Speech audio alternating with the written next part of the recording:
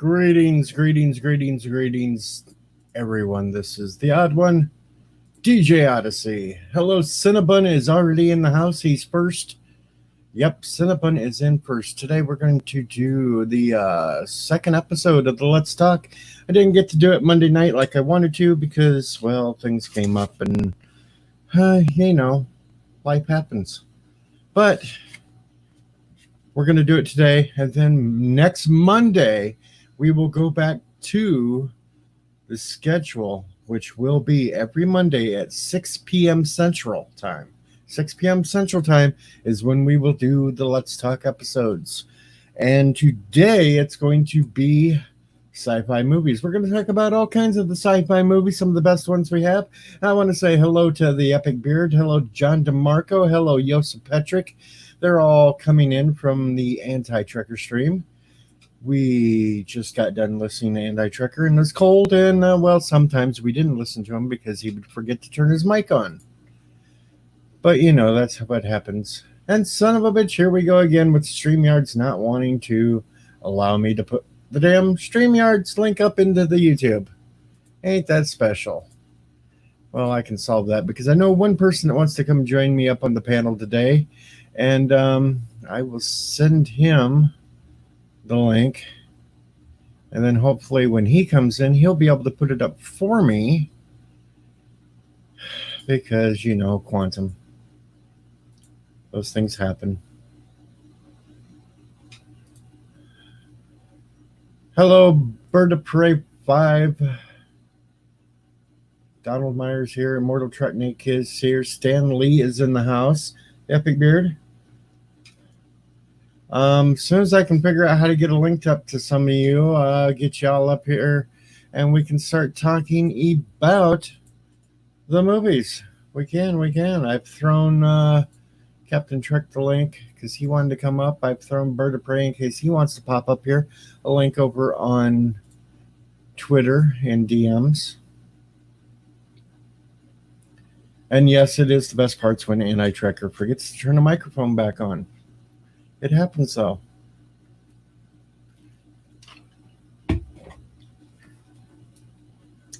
But I kind of wanted to get the episode 2 out today early enough so I wasn't interfering with anybody else's streams.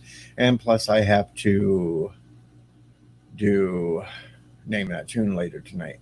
Hello, comrade. No, I'm not a furry. I just dress up like a weirdo in some of these damn outfits because people try to pay me to act like a weirdo. Hello, Bird of Prey 5. Hello, Captain Trek. Hello. Yeah, YouTube's playing games with me today and won't let me put the link in the chat again. Oh, lovely. I can almost bet if either you or Bird threw it in there, it'd work, but today it's not working for me. Let me give it a try just to see.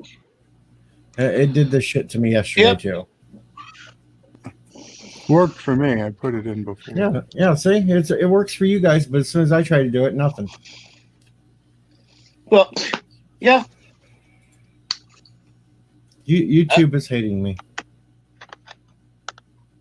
You must be pretty damn good if it hates you. Darren Wagner's up here. So now we can get started on our conversation of the Let's Chat today. Captain Trek, you and Darren Wagner may want to refresh your pictures though, because they're not showing up on YouTube stream. It's just big white balls. That works for me. Okay. As long as you don't mind that you're a big white ball on YouTube. Big white balls. Okay, well, hold on. Let me go ahead and see if I can fix that. I find it funny because in StreamYard I look fine, but... Yeah, me too. StreamYard, I see you both fine, but sitting over there on the YouTube, it's just big white balls. How's that? I'm waiting for it to pop up because that damn delay. Yeah. Sometimes if you just change the pictures in and out a couple of times, they pop up. No, you're still big white ball. Okay. Now give me a moment here. And Admiral Saval is up here. Will do. Hey, guys. But today's topic, sci-fi movies. Some of the best ones. We're kind of trying to avoid the fantasy ones. Strictly some of your favorite sci-fi. Independence Day for me. Admiral Saval starts right out of the gun with Independence Day. What'd you like about it? Almost everything except the fact that we said hi with lights and the choppers were blown out of the sky. There we go. Yep. Arrogant. If we ever encounter a species that intelligent and that vast beyond us, you really think they would see military helicopters as a threat? Well, how would you say hello?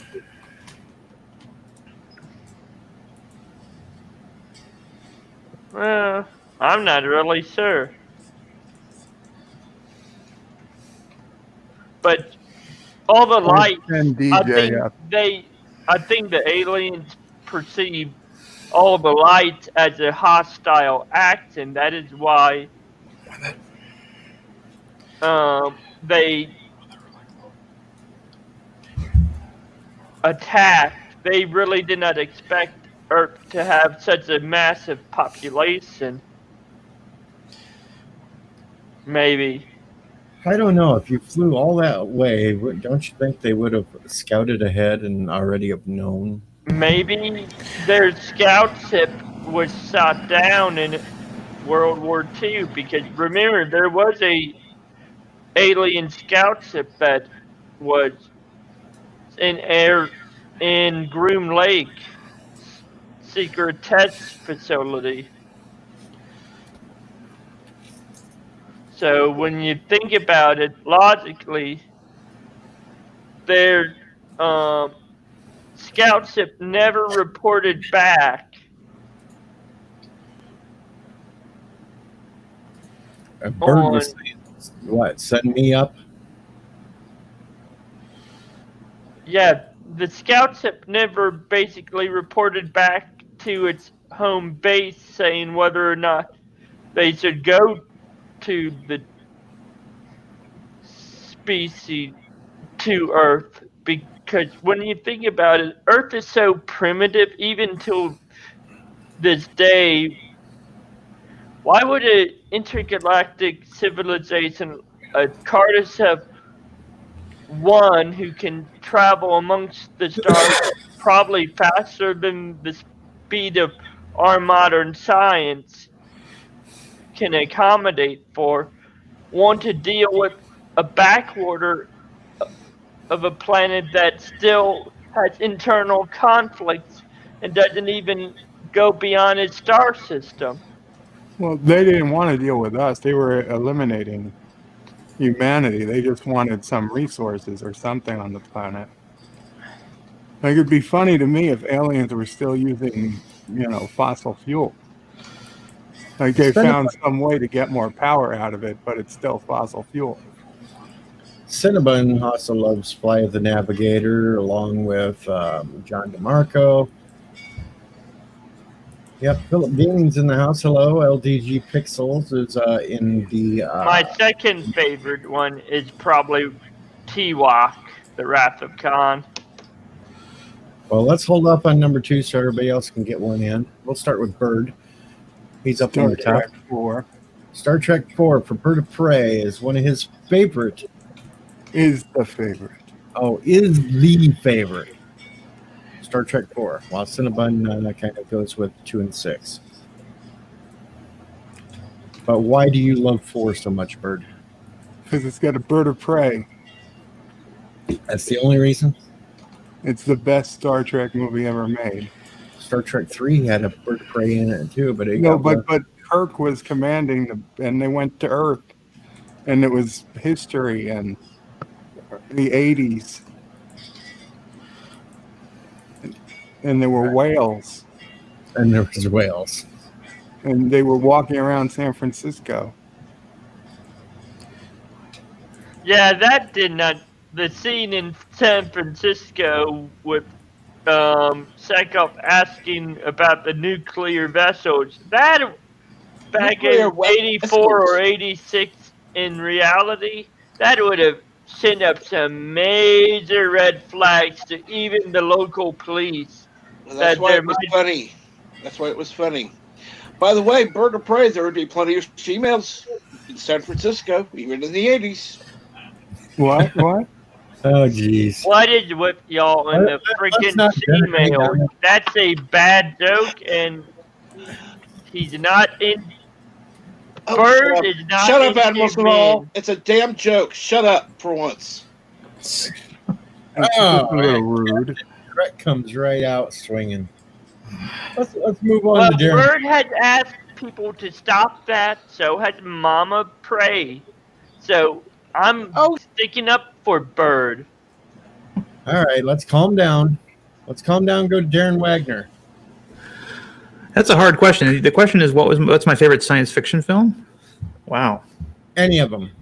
Any of them. Well, I didn't think about it until Bird of Prey mentioned it, but yeah, I think Star Trek 4 is a pretty good film. I think for a long time it was the most successful, adjusted for inflation, highest moneymaker, and didn't require as much of a budget to make. But actually, it did require a pretty big budget if you read thanks for your input, Admiral Safal. I appreciate that. Keep interrupting other people. They didn't interrupt you, Admiral, so let them speak. RoboCop is probably mine. I will say, even though it has about a 20% farcical factor to it. The overall message about how much of a man's body can you subtract and still have a man, I think, is a very interesting idea, horrific idea, but that's one that I think. Do I think it's the best? Probably not, but it is my favorite. So I'll say RoboCop, the original 1987 film. Not a bad choice.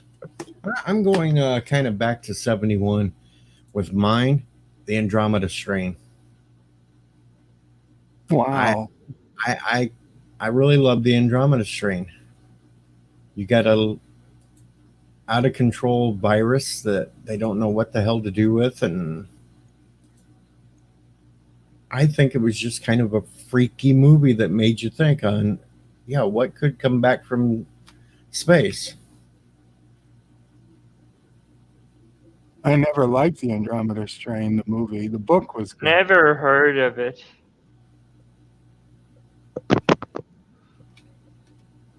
Oh, by the way, which mic am I coming through on?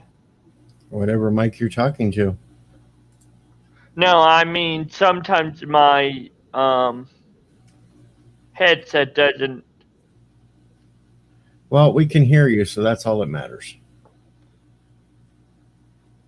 What I'm You're saying asking is, which how channel. close do I sound to the mic? We can hear you loud and clear. Sound fine. All right, let's get back to the movies. I'm gonna have to start holding true. I've already got 3 downvotes for the stream. Ain't that awesome? If it was a non-Star Trek movie, Well, it doesn't have to be a Star Trek movie. I just I'm said just saying, well, my favorites are all the Trek movies. So okay, not Was it- counting Trek okay, so- movies. I'm sorry, it was not supposed to be just a Star Trek movie, right? I guess that's true, because yours is Andromeda Strain. Okay, never mind. Sorry. no. Yeah, no, I it's just, just sci-fi. episode 2 was the best sci-fi movies. Gotcha. Any of that's why I went back with the Andromeda Strain, and my second choice will probably go clear back to War of the Worlds. But- Which world? The world. The original. I don't count any of that new shit that they put out.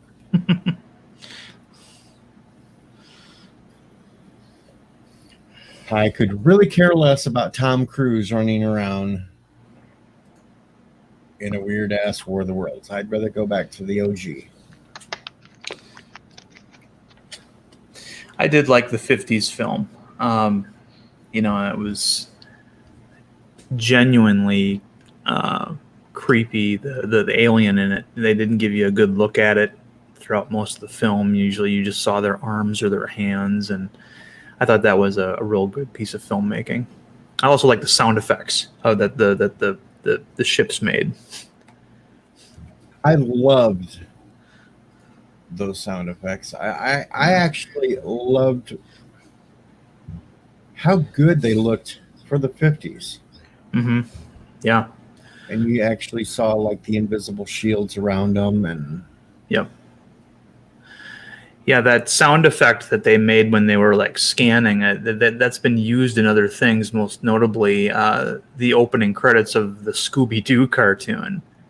So when I first saw the film, of course, after I saw a couple of Scooby-Doo cartoons, it's like, oh, okay, that's where that sound effect came from then.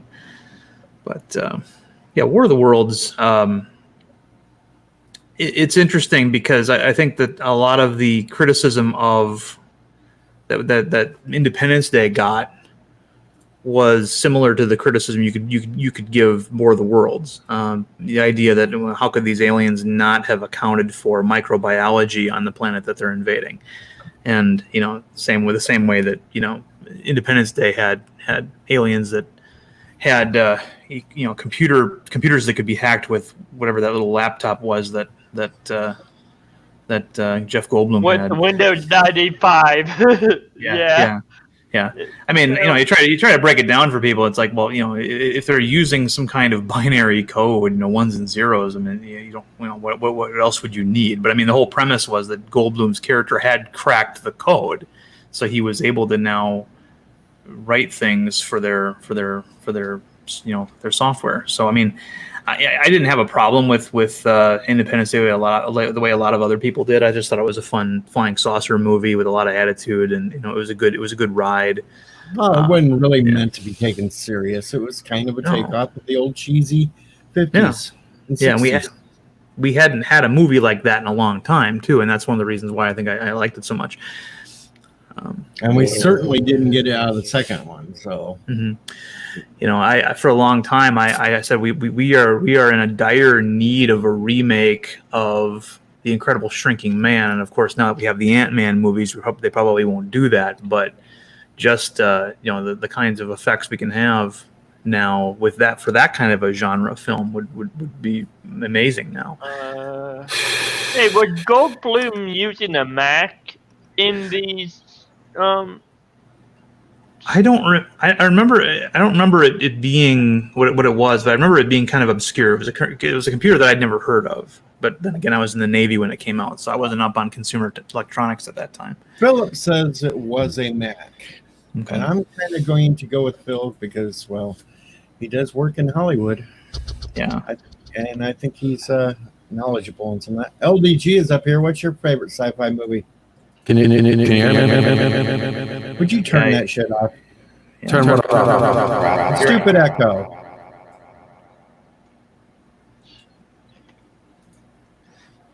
And Alyssa's in the house. Hello.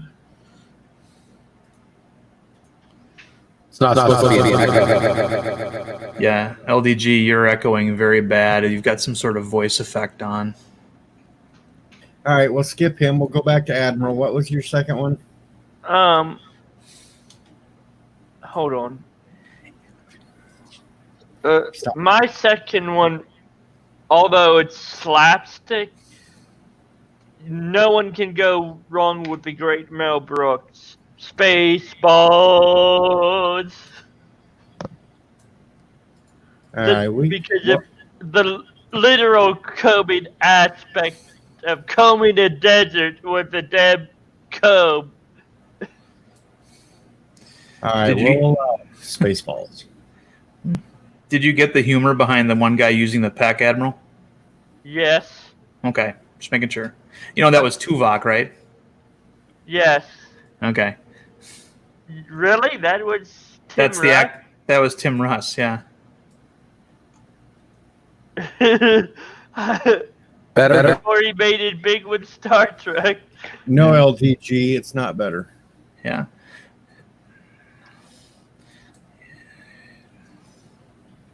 Number 2 for me was Back to the Future. Well, non-Trek.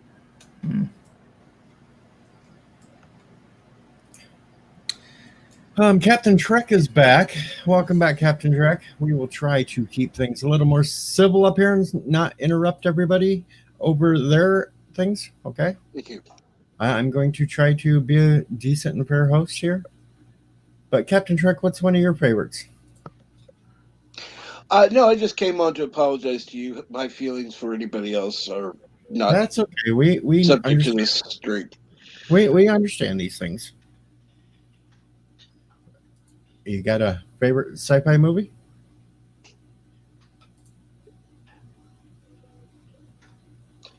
My personal favorite, Star Trek 2.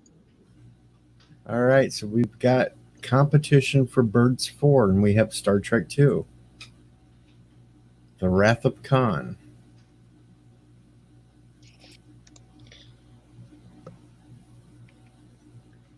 Bill and Ted is barely sci-fi, Cinnabon. I would still count Bill and Ted as sci-fi since they do a lot of time traveling in a phone booth and pick up Socrates. Time traveling in a phone booth is as dumb as traveling around space in a police booth. Ouch! That's hitting below the belt there. That's fighting words. That's fighting words. Expect them to get kicked out. Bunnyland is now declaring war on Kuroga. And you were right the first time on Turkestan. I will side with Vulcan Bunnyland. Independent Systems Confederacy declares war on Bird. You don't make fun of Doctor Who, damn it. Just the 13th Doctor. Well, yeah, the 13th you can declare war on, but none of the others. And actually, I'm going to throw in for a movie. I'm going to change one of my picks, and I'm going to say Doctor Who, because technically there was 2 Doctor Who movies starring Peter Cushing, so I can use it. Yes, you can. Even though they were just rehashes of season of the first Doctor, they had slight little changes to them, but it was still basically the first Doctor. Peter Cushing. You can't call no. You can't call those. Those are not in the same continuity. No, but I can say they are a good sci-fi movie. Okay. Even though they don't count towards canon of the entire Doctor Who show. Right. But they still took basically 2 episodes of the original, just redid it. Okay. Except I did hate the Daleks in them because they had freaking stupid satellite dishes on the backs to move around. Huh. I never saw it, so I cannot comment. But it sounds ridiculous. Well, originally Daleks were supposed to be able to move around from electricity through metal panels in a floor. So to get by that, when they invaded Earth, they had little satellite dishes on their back to pick up signals to move.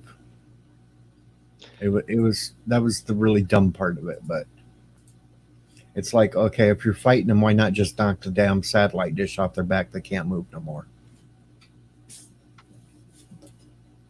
LDG is back. Let's see if he's got his audio problems worked out. Apparently not, because now he has no sound. Well, it's better than before. That's true. Ooh, burn. So to be clear, LDG, we don't hear you at all now.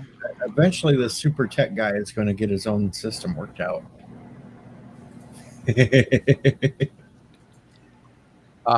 Very funny. There he's got it. Did I get it? Tell me He's I'm not got it. getting It doesn't sound like a freaking echo chamber. Yeah. Still? No. Oh God. Okay, thanks. Effing Yeah, banana. It sounded like you had one of your voice changing programs on or something. No, I was in a loop. It was weird. All right. Epic Beard throws up Godzilla, Stargate, and District 9. Ooh, I forgot about Stargate. How could you forget Stargate? It was right on the opening of my show. The little screenshot there before the show started was a Stargate. I didn't notice that. And it's Cinema Saturday's movie for this week. There was the plug for Bird Cinema Saturday. Philip's favorite was Terminator 2. All right, so LDG, you're up here now. What is your favorite Star Trek or no, not Star Trek, science fiction. Son of a bitch. Now they got me thinking Star Trek all the time. Now it's sci-fi only, right? Any Sci-fi. sci-fi. Movies. Science fiction movies. Movies, yes. We're trying to stick to what we did television shows last week. We're going to do the movies today, and we're trying to stay away from the fantasy sides. Okay. Yeah. Okay. Gotcha. So no Lady Hawk. Yeah. Oh, that's a huge topic. Well, yeah. A lot of movies. I'm slowly narrowing the shows down into narrower topics, but the first few I just wanted to kind of be the broad areas. Now, can we say animated movies count as well? You can, if it's science fiction, it can even be animated. Yeah, because Akira was one of my favorites. And I'd consider us why. Akira. Tell us why, for some of us that might not know what Akira is. Well, it is an anime movie, Japanese animation. It's Why is it sci-fi? Because it's set. Well, it's set in the future. You have cyberpunks, mutants.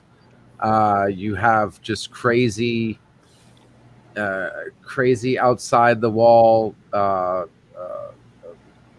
What do you call it? Plots going on. It takes place in like a Neo Tokyo setting. Excuse me. Excuse me. You have. I mean, how do I explain Akira? For God's sakes, it's all over the place.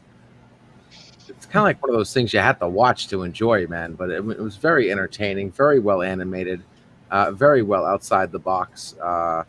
As far as pop culture is concerned, I think it is a classic, and it was just very well produced. How old is it? Akira. I mean, I first saw Akira in like 94, 95-ish, but I think it like dates back even like pre-90s. Maybe 90s, late 80s, I believe. Right. But I've always been a fan of certain anime, especially if it's well done and well produced. As far as like a regular movie, Philip brings up for animated Akira and Transformers, the 1986 movie, is his favorite animated sci-fi film. Classic. Yeah, that definitely was a classic. Yeah, I remember, seeing the Transformers '86 animated movie and being blown away by the fact that we could actually see these characters die.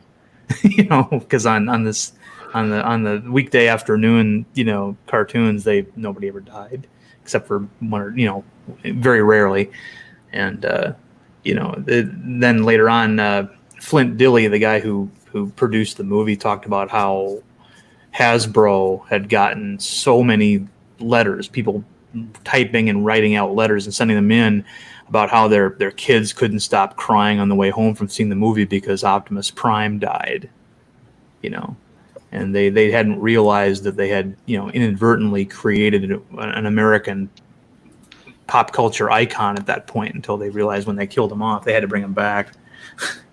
Of course, Rock Solid also brings up for animated heavy metal. In the original Transformers movie, wasn't there one of them said, "Oh shit" or something? The Canadian version had a couple of lines in it that weren't in the American theatrical cut, and one of them was Spike, who wasn't an Autobot, he was a human, said, "Oh shit, what are we gonna do now?" And then Ultra Magnus said, "Damn it," at one point. I was gonna say, I remember seeing it in theaters, and Yeah. there were one of them when I was in American theater, and one of them said some word that I was not expecting. And as a kid, it really I was like, "Oh my god, they really said it in the movie." Yeah, I'm referring just to the home video versions. The American home video version didn't have the "oh shit" in it. The Canadian one did. All right, so we're going to go back up to the top row. We'll start with Bird of Prey. Another sci-fi movie that you loved. I really like Frequency. Okay, I have a question. Is this You- number 3 for Bird? Yeah, and if I've skipped anybody, we'll Yeah, let you them skipped. You skipped me. All right, let's go back. We'll go right back to you, Darren, after Bird. Okay. So yeah, Frequency. Now they made a TV show that lasted a season or two about a similar plot, but basically Frequency takes place in the neighborhood I'm living in right now, which I didn't know about at the time when I first saw it. But it's basically there's the Northern Lights are come down, and there's obviously a sunspot, and the Northern Lights are visible here in New York City, which is very, very rare. And on this particular night, a son is in his garage fussing around with his father's old ham radio, and he actually ends up talking to his father in the past. And his mother, he talks to his father, and his mother ended up murdered. So he is able to stop the mother from being murdered or something, but it changes and it makes life much worse. He stops the serial killer, but his life gets far worse because of it. I think, his mother dies because of a change of history. So then him and his dad have to try to figure it out over the next couple of nights, what changed and how to fix it back. And then there's this little twist surprise ending at the end that was particularly well done. I don't want to give away everything, but it's a good movie, and I'd never heard of it till I watched it once on DVD or something. I was like, oh man, this was a great movie. I wish I'd seen it when it came out. All right, so we'll go back to Darren since I skipped him because I'm such a crappy host here. Okay. Well, my number 2 favorite would probably be Enemy Mine from 1985. Good choice. I love that one. Yeah, it's Dennis Quaid and Louis Gossett Jr. playing essentially fighter pilots on opposing wars. Obviously, Quaid's a human, and Louis Gossett Jr. is a reptilian alien, and they crash land on an island planet basically that, and they have to survive together and learn to work together. And so it's a story that could have taken place in World War II on an island in the Pacific. It's just adapted to space. And it was directed by Wolfgang Petersen, a German director who also directed Das Boot. And it has a very stylized 50s look to to outer space and the planet. The opening shot is a very colorful version of outer space. It's not just black with stars in it. You got lots of gas clouds and things in it. And it has a very retro feel to it, particularly in the beginning when they establish the environment that you're in. So that's my number 2. All right, we'll go back up to Admiral Sabal. Actually, I never understood the combing the desert stuff in. Really? Yeah. Great. You're combing the desert. You're looking over the desert, and they did the joke with a big comb. That's and the pick, the black guy was using a pick because because African haircuts, Afro haircuts, they typically used a pick instead of a comb. Well, except back in the 80s when the style that we had was perming our hair. We kind of had to use that too. Curly hair picks. Yeah. I would say, maybe episode. What one was it where they introduced Jar Jar? Was it 1?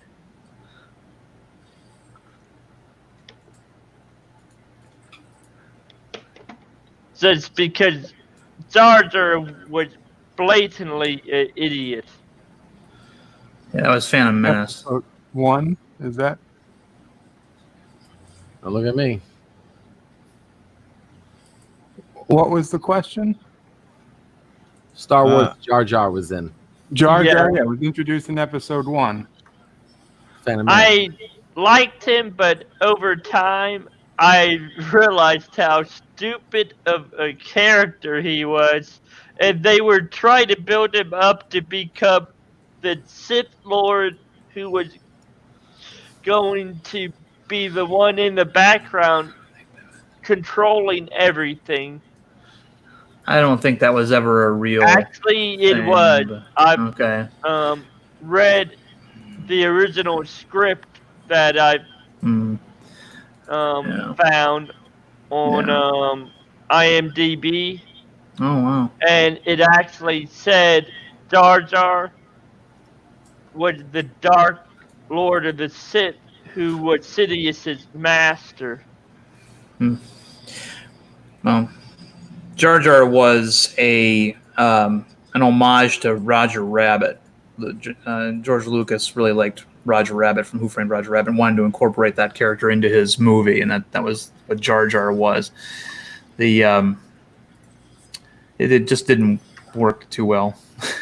Well, on top of that, the fan outcried making an alien a dark Jedi basically had severe backlash for the studio. Mm. And that's why in number 2 and 3, Attack of the Clones and Revenge of the Sith, Mhm. he was dropped off, and they mentioned Dark Bane or some other Sith Lord that would replace Jar Jar as the Sith Lord, Darth Sidious's master. I don't know, but most Star Wars fans kind of think of Jar Jar as Jar Jar was annoying, but I was able to ignore him to enjoy the rest of the film. I mean, that was kind of an interesting thing. I don't think that Lucas ever was used to getting that kind of criticism from one of his movies before. That was what I remember was people getting upset because the Trade Federation people sounded Asian, and that Jar Jar sounded Jamaican, and they were like trying to suggest that was racist and things like that. And he was totally unprepared for that kind of criticism, because it had been so many years since he made his first trilogy, and he's used to getting nothing but praise for Star Wars. I want to give a quick shout out to my brother on the radio, DJ Dr. Disco, Michael. Hello. Oh, so let's see. LDG hasn't gave a second one yet.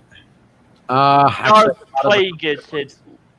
but I'll do it time. It was Darth Plagueis that they replaced Jar Jar with. Okay, we're gonna move past that Star Wars movie and go to LTG with his second one. This one isn't necessarily epic, but I did like it. Strike a chord with me. Very interesting plot. The Lawnmower Man. Well, I can know why that one is. Yes, definitely hits home. Very interesting movie about a man who thinks he has a breakthrough in technology and needs a subject to test it on, and then the subject outgrows the teacher and literally ends up taking over the world through the internet. Very good movie. Good actors, decent acting, very interesting plot. And whatever you do, just watch the first one.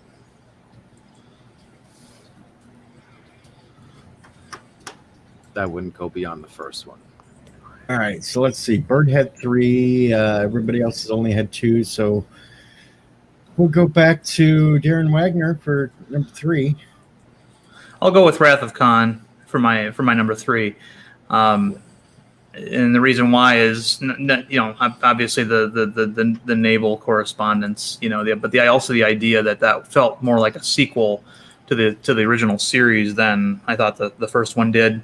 Kirk's dealing with his age now and things like that, and I think that was I thought that was a movie that you could watch and enjoy even if you knew nothing about Star Trek. There we go. We got Wrath of Khan back up here again. LDG, give me a third one. The Matrix, the most underrated, misunderstood movie of the 90s. The Matrix. Loved it. Why? Well, first it made everybody walk out of that movie theater thinking if they were actually in the Matrix. Any movie that makes you question if reality is real when you walk out of it, great movie.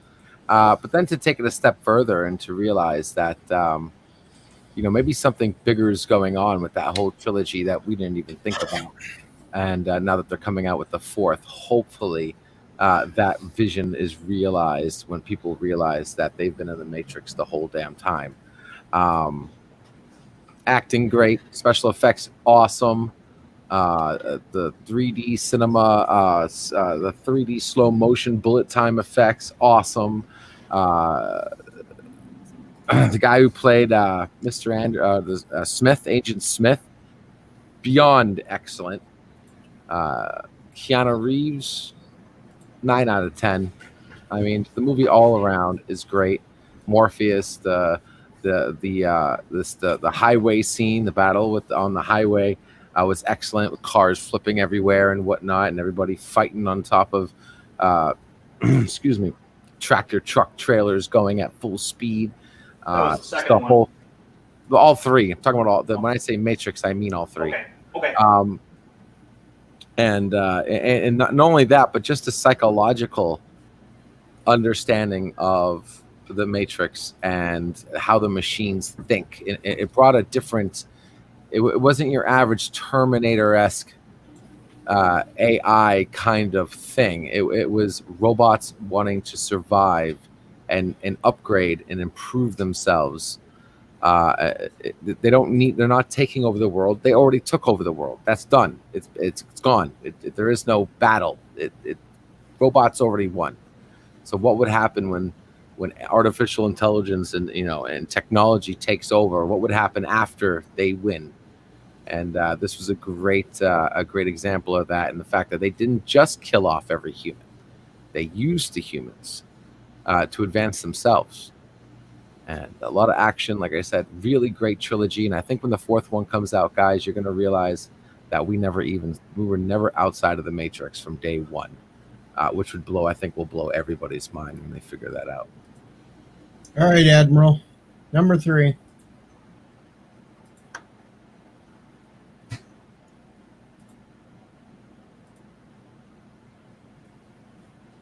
Do you have one?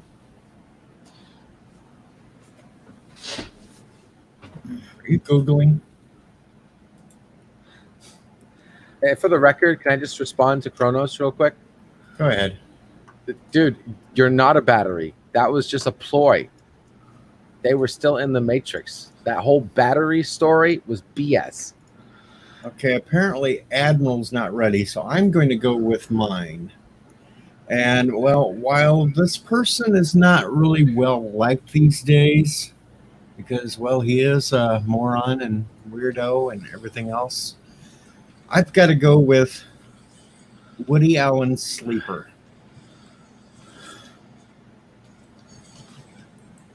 A guy that gets put in the cryogenic froze for 200 years and then wakes up and has to deal with all the futuristic things like having sex with a ball.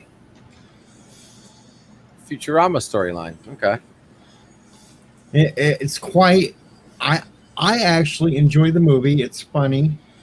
It's kind of strange, but what can I say? Guys. It's a good slapstick physical comedy that's sci-fi. Later, Saval. Yeah. All right, Bird of Prey.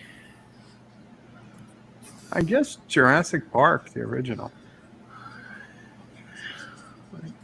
I really liked it.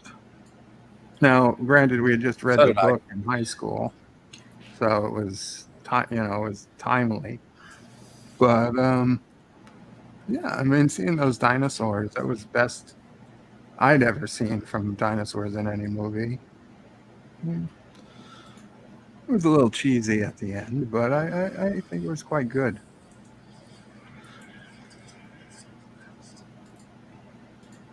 All right, so Bird like Jurassic Park. And yes, Tiki, check out Sleeper. It is a good Woody Allen film. And wow, Captain Cat has shown up in the chat after a long absence. Wow, hello, Captain Cat. All right, so we'll go to Darren. What is this, number 4? Yeah, we're just kind of throwing them out now. We're not. Okay. Well, this one might seem kind of controversial. And by the way, I apologize for blurting out something during while LDG was speaking. I was actually away from my computer and didn't realize I'd be heard. so I didn't mean to interrupt him. But I'm going to go with Iron Man 2008 because while it is a superhero film, it's heavily rooted in science fiction concepts, and it helped kick off one of the most successful franchises of all time. And it also took what I think a lot of people would consider a B-lister superhero from Marvel's lineup, the comics lineup, and made him the most popular superhero in the country for several years. Got to clarify, are you calling Iron Man a B-lister? The character from the comics was not one that you would have put in the in the top tier. That is true.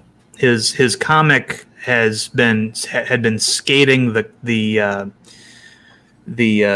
cancellation mark for many years. It was he was not. I mean, you would put others in front of him. You would put Spider-Man obviously in front of him. You would have put the X-Men. Those were the two top tier properties over at Marvel.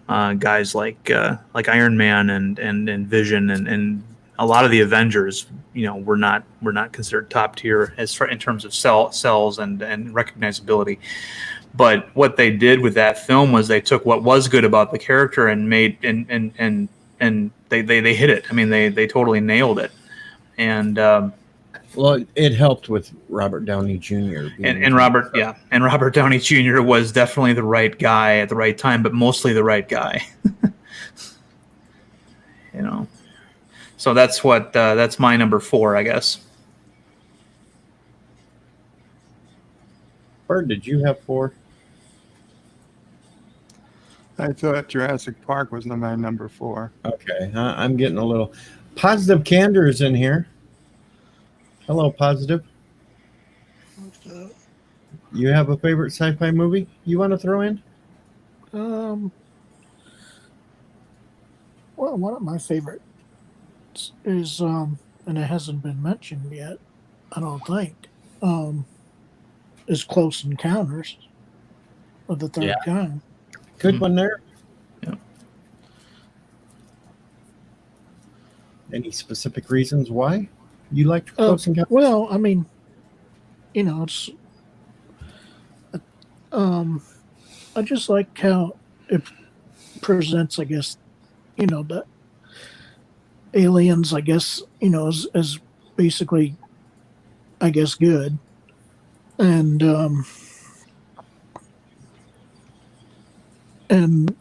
returning, people that have disappeared throughout history and stuff like that. That it shows, and shows, if someone is really affected by a vision, basically from it, like Roy was in the movie, that it impacted him so much, obviously, that he wanted to go see him no matter what the cost, basically.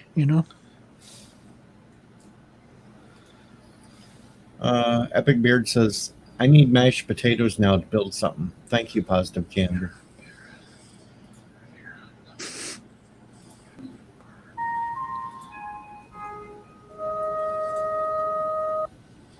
Philip is up here on the panel. Hello. Hello, Philip. I Hope you bet don't mind that I Oh, join you guys. I've told you anytime you want to come up, you were more than welcome. And I bet this probably hits home with some good sci-fi you love. Yes, like I mentioned in the chat, my favorite is Terminator 2. I was obsessed with that movie when that came out. And kind of tied Total Recall is like my second favorite sci-fi film. Both Schwarzenegger films. Yeah, we do know how you love your Schwarzenegger films, Yeah, I own all of them. except that one zombie one. No, I own it and I don't watch it. Yeah. Have you seen it? That Oh, yes. Yeah, it's not good. It's not. But the worst Schwarzenegger film, in my opinion, is Junior, the one where he gets pregnant. Really? Yeah, I hate that movie. I'd rank it up there above the zombie one. Nothing. There was a zombie one. Yes. Yeah. Arnold Schwarzenegger was in a zombie movie. What was that called? Maggie. Yep. Never heard of that. Wow. It came out about 5 years ago or 8 years ago. It wasn't good. Somewhere around there. It wasn't really a major release, and if you ever watched it, you'd know why. Yeah, it wasn't like an action zombie film. It was more of a drama with zombies in it, and it had an anticlimactic ending. Oh, yeah, I hate those. Yeah, he was basically trying to protect a zombie. Yeah. Captain Trek's back. Welcome. Thank you. Had problems with my computer, so I had to reset something. And no, Kronos, I am not horny for zombies. Please. Leave it to Kronos. Remember, folks, help control the pet population. Have your Kronos spayed or neutered. It was fun to get the Valkyries to say that this morning. Sorry, I missed that. All right, so we're back. LDG, you got another one? I'm trying to think of ones that aren't like. Well, I'll throw out a quick one that hasn't been mentioned yet that should go have ahead. been mentioned. Mad Max 2, The Road Warrior. Is that the one with Tina Turner? No. This is the one right before Tina Turner. The one that basically really got him on the map because Mad Max wasn't that real popular. It was The Road Warrior afterwards that really put him on the map when they're trying to get the tanker to get into the compound to get the gas out. And number 3 was Thunderdome. That was with Tina Turner. But right. I'll have to go with The Road Warrior. And let's see, Captain Trek hasn't had another one. You know, I'd missed a few, so I don't know what's been mentioned. Let me give it some thought. All right, we'll swing around back to Positive Candor because he's only said one.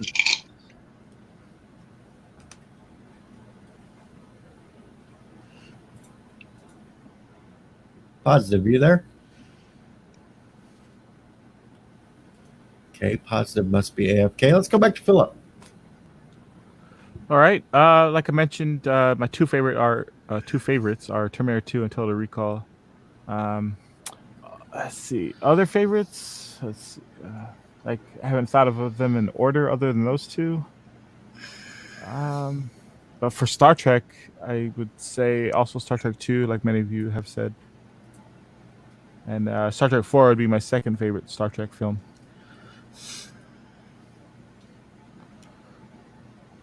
All right, LDG, you thought of one yet?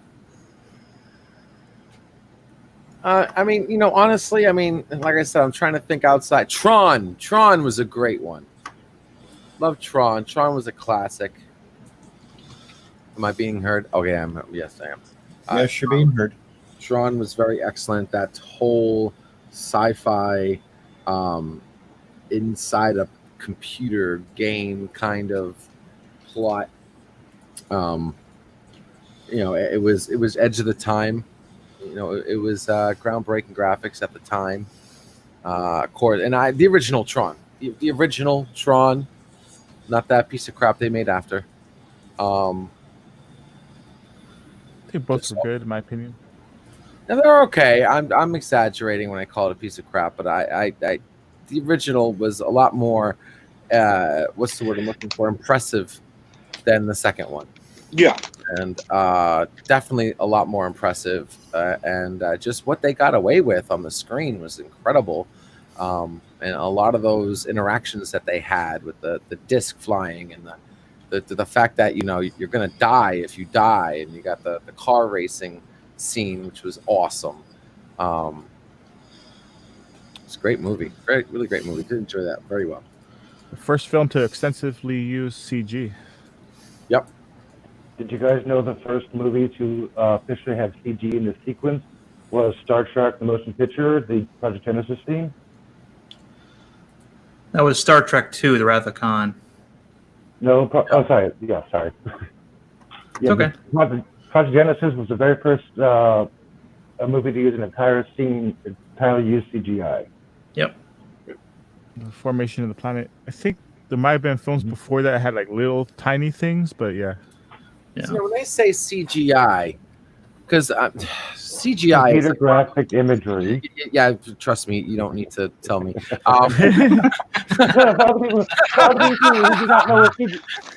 other people who think that CGI stands for cookie grate incarceration. Okay, you're muted.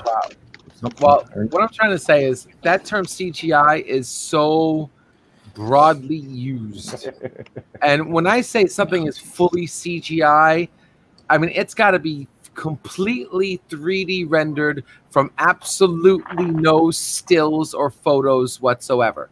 Like absolutely 3-dimensionally rendered, not a 3-dimensional scene that has a texture of the earth or a texture of it can't have any textures. It's got to be fully computer generated. Yes, yeah. I agree. If there was any textures at all, if there was any backdrops that were pre-made, like a 2-dimensional image that they just shot across the 3-dimensional plane, that is not. It's CGI, but I don't count that as real CGI. I want to see an Earth that a computer actually generated. The looks of the mountain, the atmosphere, the stars in the background, that is all generated by the computer and no 2-dimensional or pre-production post media involved. And is that what that scene was? No, I'll have to look it up though. Yeah, the Genesis project was totally computer, no math, no green screen, no model, anything. It was totally computer generated. No dots, no matrixing. Nothing. That's interesting. Okay, cool. I mean, if it is, I remember the scene. I want to say maybe it wasn't, but I don't know. Let me check, because that would be cool if that was the first one. Yeah, my head is still full of random facts, so. Yes, Mr. Lundell. All right, Bird. Oh, no, wait a minute. Captain Trick, go ahead. I have a question, because Cinnabon Bunny has such a hatred for E.T. I'd really like to know why. I would really like to know why. Now I'll let Bird go on, because I don't want to interrupt him. All right, Bird. How did we get this far without remembering Galaxy Quest? Oh, God. Never give up. Because we're calling good ones. Well, Galaxy Quest wouldn't exist if Star Trek hadn't already existed, so I think that's probably why we went this long without mentioning it. Though we mentioned Spaceballs. Yeah, we did. Yeah. Has anybody mentioned the last Starfighter? Nope. I remember that one. That was a pretty good one. That had CGI ships in it, as I recall. Very Yeah. primitive Yeah. ones. That was Yeah, a good but it one. I was, don't know why I it didn't was think well of that. done. It was well done. Yeah. It was like Tron meets Star Wars. So now that we're not taking turns anymore, I guess I want to second one that Bird mentioned earlier. Jurassic Park. Nobody knew what a raptor was before that movie came out, and the contribution that movie made to pop culture is that all of a sudden now movies, TV shows, comic books, and video games had a new public domain monster they could add to video games that everybody had a visceral reaction to thanks to that movie in the Velociraptor. I remember when I read the book and before the movie came out, and I mentioned to people that the most dangerous dinosaurs in the book are the ones that are just around human height. They kind of looked at me and went, huh? And because everybody's expecting T-Rex and all these other ones, but it's true. I mean, the ones that you were most afraid of in that film were the Dilophosaurus, the spitter, and the Velociraptors because of their viciousness and intelligence. So I'll second the Jurassic Park one that Bird gave. Do you know a good example of how to compare those? Like, hey, have you ever seen a cassowary? That's a raptor. They can get you. They can kill you. Yeah. Be very, very afraid of a cassowary. Mm-hmm. We went an hour so far, and nobody has mentioned an H.G. Wells classic, The Time Machine. The Time Machine? Which version? I prefer the 1960 version with Rod Taylor and Alan Thank Young. you. I have not seen that, but the 2002 version that was really good. I like the Guy Pearce version. I like that version because of some of the visual effects, like the moon being all broken up. Blown up. Yeah, but the original, it was really classic. It was original. He had a bubble. Everything actually took place. Like, okay, you see the degradation of the picture, of the flowers, of the building. Actually, like real time. This is like 50 years ago. 50 years was taking place. 50 years. It was actually well synced with that, with the decay of flowers and buildings and stuff. Mm-hmm. But I did like the window display across the street where the shirts kept getting higher and higher and higher and higher and higher and higher.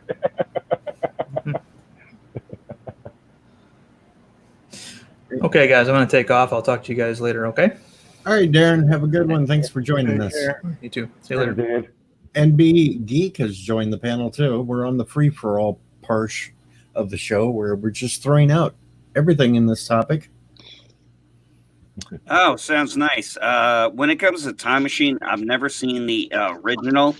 I did see the Guy Pearce version, and I have read the book. I mean, I like the Guy Pearce version. I've never seen the original. I didn't even know it existed. I'll have to look into it because I love watching classic movies like that. Surprisingly, and this may get a little off topic, but I originally didn't like the Tom Cruise War of the Worlds until I actually read the book War of the Worlds and realized it was actually very faithfully accurate, just in different timelines. Whereas I think when H.G. Wells wrote it, it was early 1900s. Whereas when this movie takes place, it's the early 2000s. But the way the ships looked and the aliens, I was rather impressed. And the way they attack with the sound. Yeah. Yeah. Yeah, I gave that movie a lot of crap, and then I read the book and I said, oh, I was so in the wrong on this one. Kind of like Harry Potter. You got to read the book before you watch the movie. Oh, you bring up an interesting point. You see, I actually did not read any Harry Potter or see any movies until the first half of Deathly Hallows came out. And only because I assumed they were kiddie books. And I was like, okay, I got bored one day. I bought the books, and all 7 were out. And I started reading, Harry Potter and the Philosopher's Stone.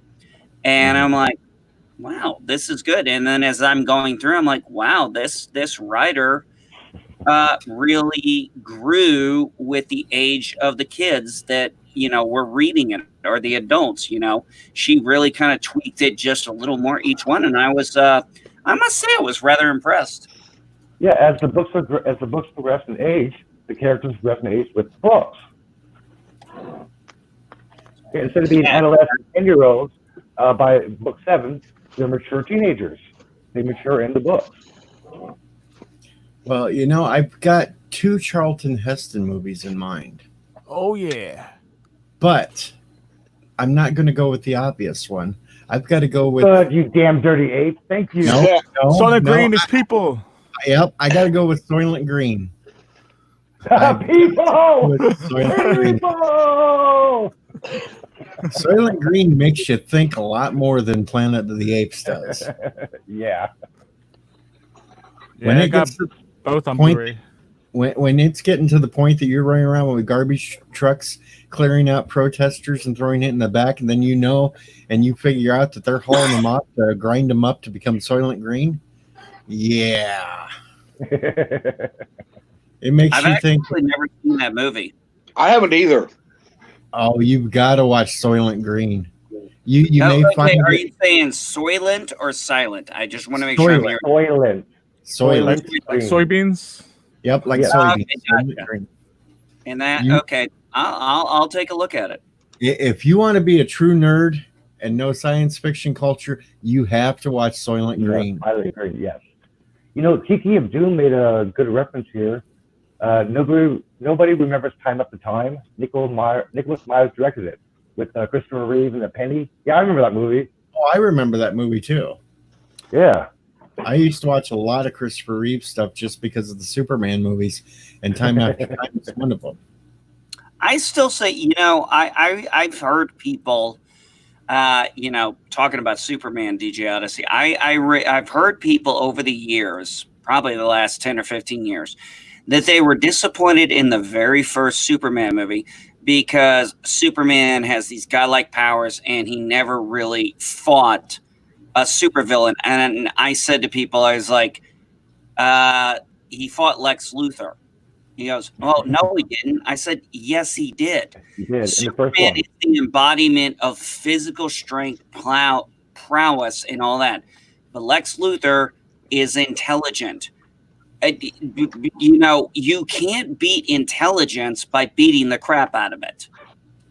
There's a flaw. There's a flaw at the end of the Superman movie. There was a flaw at the end of the Superman movie. How can he go around the world super fast, change time, but he's not fast enough to stop 2 missiles?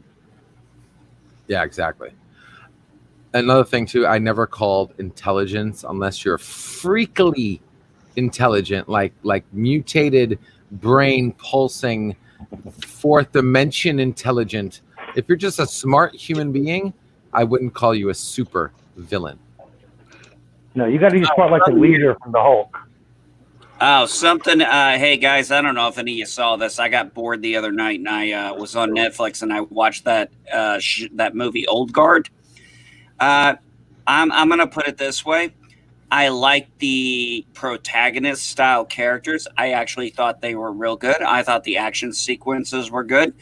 Unfortunately, the storyline and the antagonists were so predictable that it really took me out, especially when your antagonist is your stereotypical corporate greedy American with megalomaniac with delusions of grandeur. I'm like, okay, that took me out of the movie right then and there. And the only thing that kept me in was actually the immortal characters. If they had just made that antagonist worth something, make you actually, because, I think a lot of us would agree. A story with a hero is only as good as the villain. And this villain was so pathetic. I was like, damn, you had all this good stuff going for you, and you went with a stereotypical 1D villain. It's kind of what like they did with Avatar. I feel like, oh, let's just get this mineral, and like, it was lame. All right, I'm going to throw out another movie to make you guys think. From 1976. And it's going to be kind of weird because it involved a virus holocaust. And it starred Yul Brynner, the Ultimate Warrior. Now. Apocalypse Now? No, the Logan's Ultimate Run? Warrior. The Ultimate Warrior. What? Jim Hellwig? What? I didn't know he did any movies. I was 1 year old.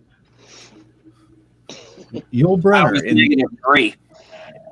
It was a movie starring Yul Brynner, Max von Sydow, Joanna Miles, The Ultimate Warrior. Oh, I thought you meant the wrestling character. Okay. Like what? What? No. It was basically after a big virus wipes out most of the people, and like it takes place in New York City, and they're basically like gangs fighting over whatever's left to eat. And His guy's name is Carrot. Oh, Carson, sorry. Carrot was William Smith. it was his name was Carson in the movie. Yeah. Carrot, was William Smith. It's a good movie. Good sci-fi movie. I'm trying to throw out some of the older ones that people might have not seen before to pique their interest to go back and check some of these out. Well, here's a random one for you. As someone who grew up on black and white classic horror, has any of you ever seen the black and white horror movie called Them? Yes, with the ants. May. Them had the ants. Yes, Them had the ants. Exactly. Yep. Yeah. What did you guys think? Because for me, when it comes to kind of a science fiction horror kind of thing, it's actually one of my favorite black and whites when it comes to that. I honestly love the animatronics. I thought the acting was good. I really thought they did overall a great job for a horror movie in that era.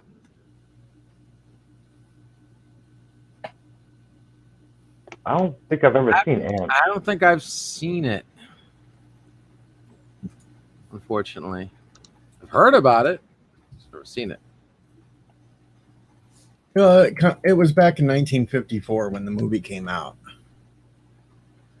It was all about atomic testing and that, and it was what would happen to mutate ants and make them giant. And That's where you get the giant ant schematic from. Okay, cool. yeah, but it was part of those movies in the 50s where they thought radiation would mutate things into gigantic creatures. And yeah, exactly. It was. But I mean, when it comes to that era of movies, I actually, it's really one of my favorites because the ants look scary as hell. And I'm going to go up because they were practical effects. And, I'll throw this out there when I could still watch The Thing. John Carpenter's The Thing, not the Thing from Another Planet. That's a 50s movie that I have seen too. And, watching The Thing and, in the 80s, and those practical effects are freaking unreal. And then you try to watch that remake they did, and the CGI is so piss poor that it takes any fear out. I mean, I could watch The Thing right now and still be scared out of my freaking mind. But original. That reboot was garbage. Something should just be left alone. Yeah, agreed. Bird, I'm disappointed in you. Why? Because you didn't mention a movie that you just done for Cinema Saturday a couple of weeks ago. Troopers? Yeah. Independence Day? I was No, going to Special bring it Assault. up, but everybody else, I've said more movies than most. That was going to be my next one. Cool. So ID4. Talk, Pickles. Go ahead. Yeah. I got one you guys might not even know, and it has one of our favorite actors in it, Jeffrey Combs, the Reanimator. Yes, I've seen that movie. I saw that movie when I was a kid. Holy crap, that shit scared the hell out of me. Freaked Oh, me what? out. You don't like a crazy half-dead bat thing going down on a woman? No, that was the awesome. That was like the coolest scene in the entire movie. But the scene with like the cat, And the scene with the chopping the guy's head off, and oh my god, guy figures out how to bring people back from the dead, and he experiments on animals, on people, and it goes run amok. And it's more of a horror sci-fi, I would say, almost like a comedy horror sci-fi. Oh my god, it's disgusting as hell. Oh yeah, it is. And I think they made a sequel to it too, but I never watched it. Yeah, The Bride of Reanimator. Yeah, I'm ashamed to say I know that. Old Also school Jeffrey Combs, though, man. You want to see Jeffrey Combs back in the day, man? Great role. Has anybody mentioned Enemy Mine? Yeah, that was mentioned. Oh, that is a great movie. I was just thinking about that. I'm like, has anybody mentioned that yet? Oh, Yep. Enemy Mine is a great movie. I mean, it really tackles that issue. I mean, Louis Gossett Jr.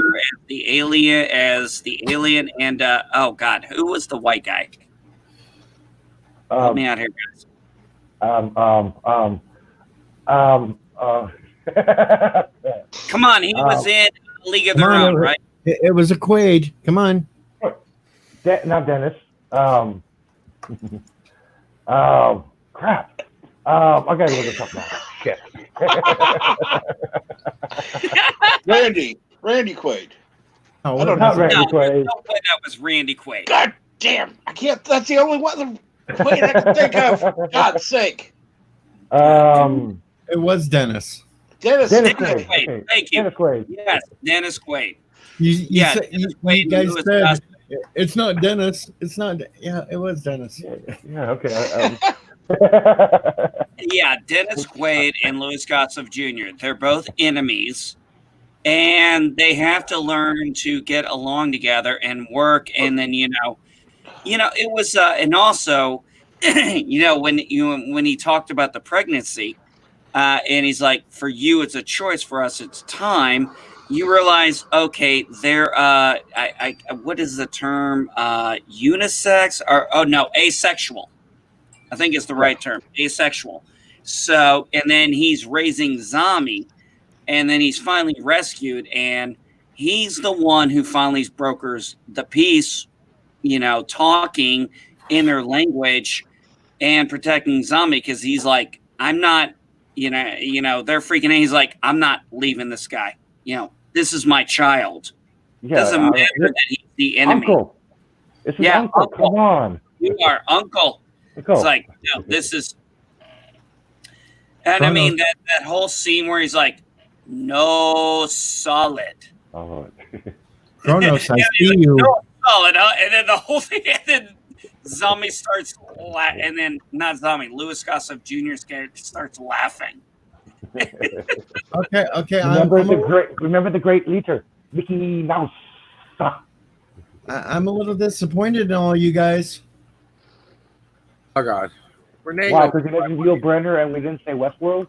No, because I've come here to chew bubble gum and kick ass, and I'm all out of bubble gum. Yeah. So we're gonna go with Not Duke Nukem 3D movies ever. They live. No, they live. I mean, They live. They live. Rowdy Roddy Piper. I'm kind of surprised nobody said 2001: A Space Odyssey yet. I actually don't like It was mentioned in the chat. I was waiting to see if anybody would mention it up here. Also, the black hole. Actually, guys, that is the next book I'm reading. It's actually on my table now, and I am actually going to read it, and hopefully I can understand the book better than I tried to understand the movie, because the movie totally made no sense to me. Right. I have not been able to access the public library in about 3.5 months because of the shutdown. I can't get any new books. And then another classic is Invasion of the Body Snatchers. Oh, Which- fuck, With The Donald Donald Sutherland. the original one with 56 Donald Sutherland. Oh my God! Okay, yes, I will agree. The 1978 version is way better than any other version out there. Oh my God! When Donald Sutherland at the end of that movie, and you're like, "Oh no!" and you realize it's all over. it's over. It was unreal. I mean, none of us saw that coming. Hey, Martin, Devon asked a question. Has anyone said The Day the Earth Stood Still? Not the shitty remake with Keanu Reeves. He's talking about the original black and white one where Klaatu was actually peaceful. I have seen that. I actually have seen that movie. Yeah, the original one is the best one, obviously. Yeah. Oh, yeah, it's fantastic. As you can see, we've created a race of robots. Oh, you want to know? Oh, here's one. We can go back to what you're talking about, but before I forget, does anybody remember the movie The Day of the Triffids? Yep. Yeah, big giant grasshoppers or something like that. Oh, thank goodness. Okay, we can go back to the other one. I just wanted to throw that out there before I forgot it. It was one of the craziest horror sci-fi. It was like, what the hell? I've never seen it. There's one. I think there's another one with big giant spiders in it. Arachnophobia. No, not arachnophobia. There's one from the 50s with giant spider. Yeah. Tarantula? I remember, not tarantula. No. And yeah, not arachnophobia. I'm not looking this up. I'm not looking this up and cheating. I'm trying to think. But yeah, there's another one that's black and white with big giant spiders or whatever in it. I thought it was called Tarantula, but I guess not. No, it's not tarantula. The one with David Arquette with the insects? Oh, no. No, that's Eight-Legged Freaks. You're thinking of Eight-Legged Freaks. Oh. Yeah, and that's like the 80s. Late 80s. Yeah. Early 90s. I think it was like 90s or 2000s. I thought it was 90s, early 2000s. It was actually kind of funny. Actually, I was wrong. Tarantula was the name of the movie. It was 1955. Oh, okay. It had Hey, Leo you were right. I did watch a lot of and there was a second one. If you ever hear anything about me watching classic stuff, it was generally in my grandmother's basement with all those VHS tapes. And my grandmother's the reason why I like Alfred Hitchcock's Star Trek and classic horror stuff. You're gonna have to tell people what a VHS is. There might be some millennials who don't know what VHS is. They might mean very highly stressed. I'm like, huh? What's a VHS? All right. We've also forgot the king lizard of all sci-fi, Godzilla. Yeah. Oh yeah, the original Godzillas. You mean like with Rodan and Mothra and Ghidorah and whatever else in them. Yeah. And Day of the Trifid was that is one of my favorites, the Killer Clowns from Outer Space. That is one of my all-time favorite. Attack of the Killer Tomatoes too. It's almost like Santa Claus versus the Martians. Yeah. Maybe they're just cruising the galaxy. And they stopped here for a bite to eat. Oh, and the big spider one. There was a second one in 1958, Earth versus the Spider. Yeah, I mean, Attack of the Killer Tomatoes is your classic. I've never seen it. What? I've never seen it. You got to watch it at least once. It's dumb as hell, but Yeah, I watched it once. You can miss it. I really cannot find a reason to watch it. No, it never really comes up other than it's just so bad it's bad. Unlike, Killer Clowns from Outer Space, which is just so bad it's good, or like Batman Forever, which is just for most of us a real guilty pleasure. And I heard there's going to be a director's cut of that coming out maybe soon. Batman Forever. Nobody said I was wrong. What about 1966 Fantastic Voyage with Raquel Welch? Oh man, I haven't seen that. Oh. Ooh. I mean, that's kind of similar to like the Captain Nemo type story and stuff like that, Yeah, as but well. Kinda. you're shrinking down a crew and putting them inside of a human body. That's what Fantastic Voyage was. Yeah, they were floating around the ship. You see the little Yeah, I lasers know. that empty bodies. They've remade that as well in a way with other movies. Oh, Yeah, Martin Short's Inner Space was hilarious. While we're talking about horror sci-fi, my favorite is Event Horizon. Oh yes. Woo! Oh yes, Fishburne. Yes. Oh yeah. And the guy from Yeah. Jurassic Park. Well, yeah, I mean horror. Yeah, if you get into horror, then Alien and Aliens are classic as well. No, but I mean, yeah, let's get back to Event Horizon. Yeah, that is. You know what? I would equate that movie to another one. It's probably a lot lesser known to many people, but I'm assuming somebody in here has heard of it.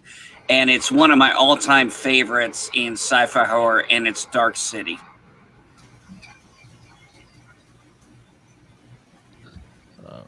I haven't seen that. Everybody's mic is muted, so that's why you're. Yeah, I noticed that. I was like, wow, I'm the only one who saw Dark City. Well, okay. I thought it was one of the best. I was surprised that it got the negative reviews it did. I thought it was one of the most original things I saw back in the day. you mean back when Hollywood could make movies? Cool. I mean, when Hollywood had original thoughts, it had Keith Sutherland in it. It had, and I cannot think of the actor's name, but if you saw him, you'd know him. And the whole thing is called Dark City. And what ends up happening is this one guy slips through an experiment, and he tries to figure out what the hell's going on. And it's always nighttime in Dark City, and it changes around, and nobody remembers, but he does. And then Keith Sutherland is basically the doctor who's narrating. And it's basically these aliens conducting experiments on humans. And that's where it goes from there. I mean, that's really the basic plot line. I saw it in theater and thought it was one of the most original freaking movies I had seen. So, if you got time, find it, watch it, give it 5-10 minutes. If you don't like it after that, obviously turn it off. But I think you guys might find it engaging. All right, I'm going to list a song that's probably one of Bird's favorites. Kind of cheesy. Okay, I'm back. Kind of cheesy, What? but Flash Gordon. Flash. Not one of my favorites. Savior of the universe. Okay, but it had a good soundtrack. I mean, my guilty pleasure is Buckaroo Banzai across 8th Dimension. It's an interesting movie. A lot of like smart stuff in it. Yeah. Which movie was this? Buckaroo Banzai? Yeah, The Adventures of Buckaroo Banzai Across the 8th Dimension, starring Peter Weller and a lot of others. Actually, John I Lithgow, got to respond. Jeff Goldblum. I got to respond to Mr. Lundell because the Incredible Shrinking Man was mentioned during the part where somebody brought up Ant-Man. Flash Gordon is a porn. No, not Flash Gordon. Flash. Son of a bitch. Yeah, Martin. The fact that we all know that is really bad. And I mentioned Yul Brynner before, and nobody brought up Westworld. I said that earlier. I haven't seen Westworld. Westworld and Future World. Westworld's the original one, where they had actual guns, and they said that their guns only fire at cold objects, so the guy was like firing at mirror, and the gun was going off, and then things started haywiring. Then they decided to do. Then a couple years later, they came out with Future World, where they had Roman World there. They had Old West there, where Yul Brynner reprised his role. It's a classic. It's basically what the TV show is based on. Did you like the TV show? It was a little confusing toward the middle. Right. I think season one was decent, and then kind of went crazy the later seasons. Yeah. I have not seen the latest season, the last season yet. So I just am postponing it. After season 2, I won't watch it. It's like too insane. Westworld? Yeah. No, I wouldn't watch anything after the first one. Yeah, I worked on season 1 and a scene that they cut out. That sucks. You know, I actually can't find a reason to watch Westworld, and honestly, after binging Game of Thrones and being like, okay, I don't understand why everybody was hyping about it, but when I was finally caught up the week before the season final, and I saw it, and I was like, oh, you motherfuckers are all gonna be some pissed off bastards. I have not seen the last season of Game of Thrones yet. I have it on my queue. I have not got a chance to play it yet. If you skip season 8, that's acceptable. How many Hey, seasons I'm are gonna there? say this. I don't understand. I really didn't understand the appeal to it. I actually am now very insulted in the fact that I saw an article that called the show Vikings a poor man's Game of Thrones. Because, you know, I've watched Vikings. Okay, Floki. Oh my God. That's my boy right there in that show. So calling that, I was like, no, this is actually a good show. You know, to anybody who liked Game of Thrones, good for you. It was mediocre at best, and I'm glad I didn't spend my time watching it. I was thinking about checking out that show with Jason Momoa. I heard some mixed reviews on that. We're kind of sticking with the movies today. Yeah. Sci-fi movies. Yeah, That's the whole theme of this one. We're not going to go into the TV show parts. Yeah. Sorry about that. That's my fault. I started talking about Westworld TV. Okay, then how about this? Howard the Duck. Come on, Howard the Duck. Yeah. All right. If you want a cheesy sci-fi movie, yes, Howard. It was awesome. That topless duck, duck in the bathtub. Might as well count Super Mario Brothers the movie while you're at it. Oh, poor Bob Hoskins. How about Cloverfield? Crap, absolute crap. No. Yeah. And that's more like horror. It is sci-fi, but More like what a field. That was the bullshit crap movie crap. I don't like shaky cam shit. I don't like footage shit. So I got a few seconds into the movie and I'm like, you know what? My vertigo ain't going to deal with this. So screw it. How about kind of like Blair Witch Project, huh? Crap. Oh, God, I went back after I saw that. Yeah. I never walked out. That was the first movie I walked out of. Like I almost wanted to fight the manager for a refund. Actually, I actually saw the movie at our base theater when I was at Camp Lejeune, North Carolina, and we only paid $1. And I watched that freaking Blair Witch Project, and I literally was like, I want my $1 back. We interrupted DJ. He was going to talk about a certain district in Zimbabwe. I just mentioned District 9 to see if anybody was going to say anything about that movie. Sorry, Johannesburg. No, It was alien. okay. Yeah, it was okay. Well, if you want a movie with the number 9, I know how about Plan 9 from Outer Space. There you go. Nice. Well, that's 2 movies I haven't seen. How about District the animated 9 ship? District Yeah, that's 9 movie 9. didn't. The trailer didn't really interest me. Okay. Martin Devon asked, Titan AE is good. I was emotional and seeing Earth destroyed. Yeah, I love the new planet, Bob.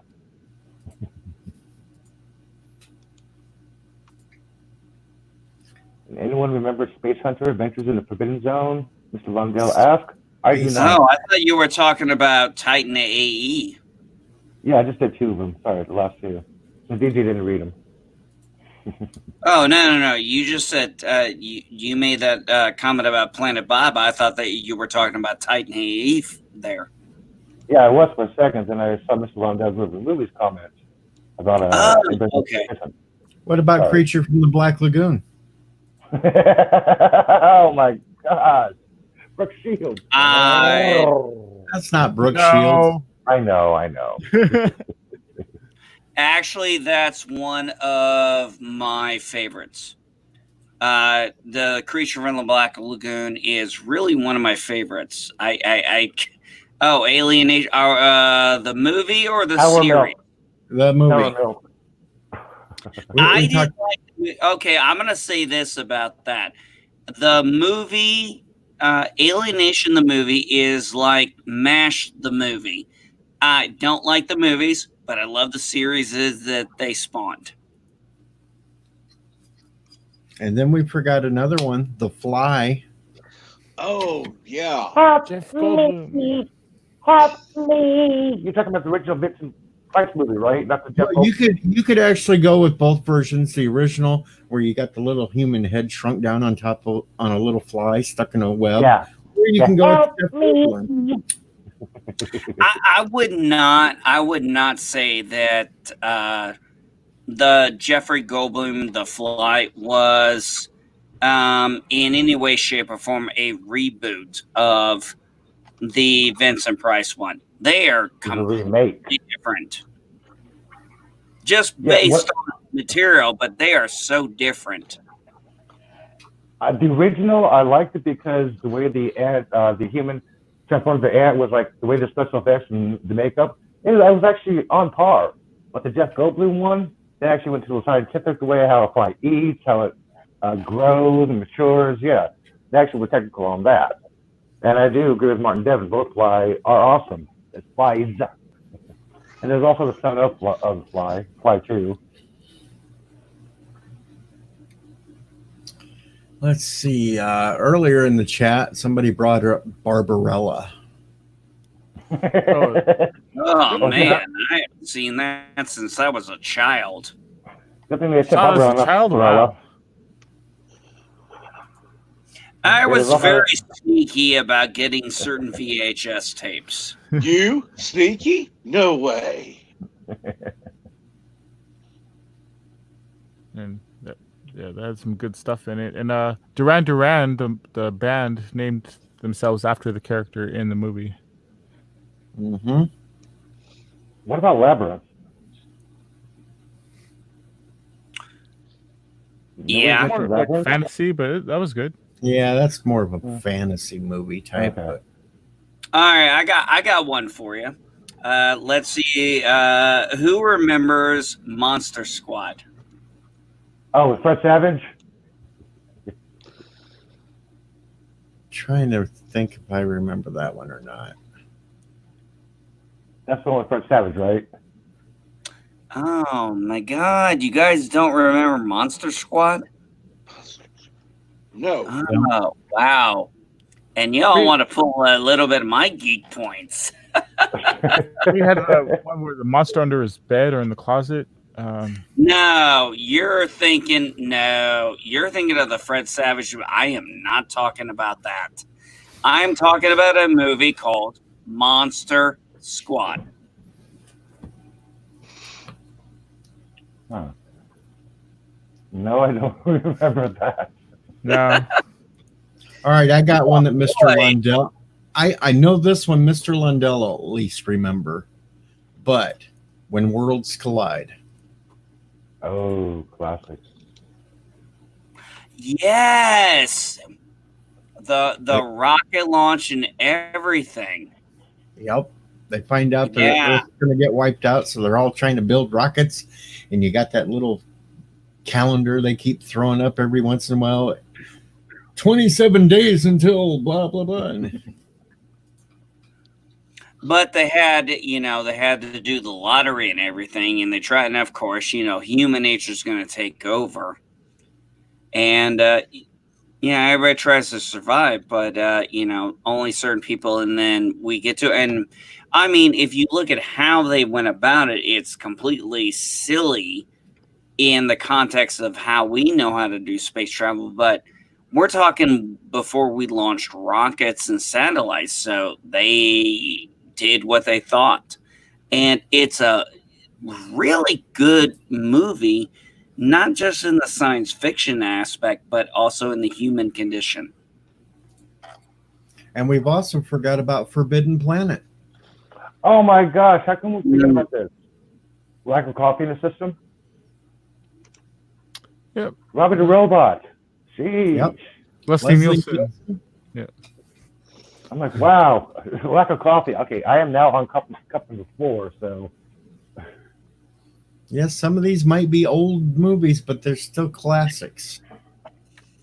Oh, they are. Oh, yeah. I saw Forbidden Planet not more than 6 months ago, and I think people don't realize that, and if you don't know it, that's Leslie Nielsen as the captain in a very serious, dramatic role.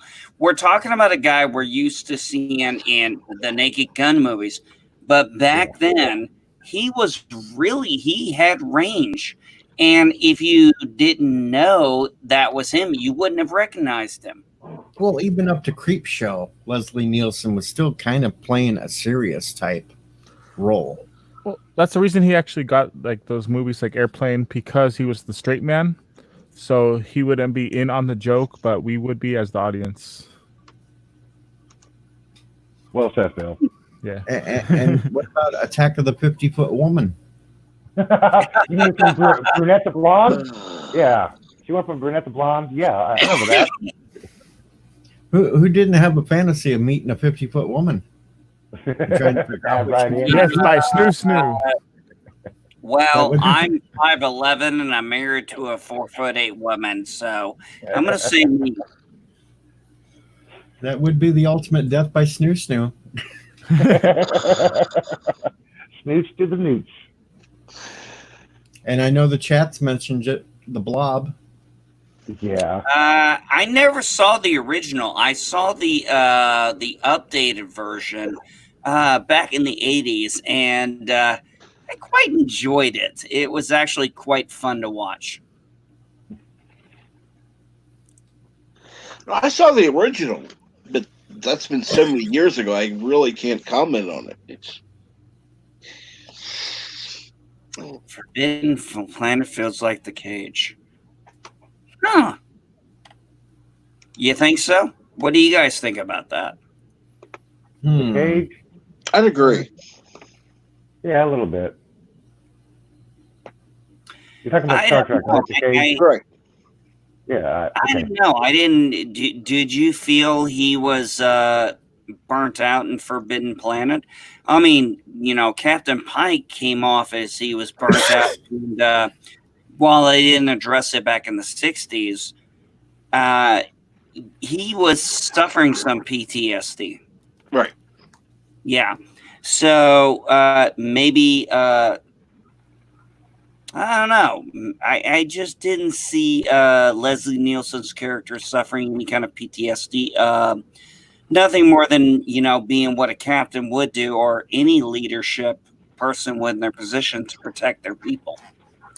But if I'm wrong, let me know. That's just what I thought of. I want to take a vote from the panel and the chat here, the audience. Do we consider a miniseries a movie? Depends. Like the miniseries?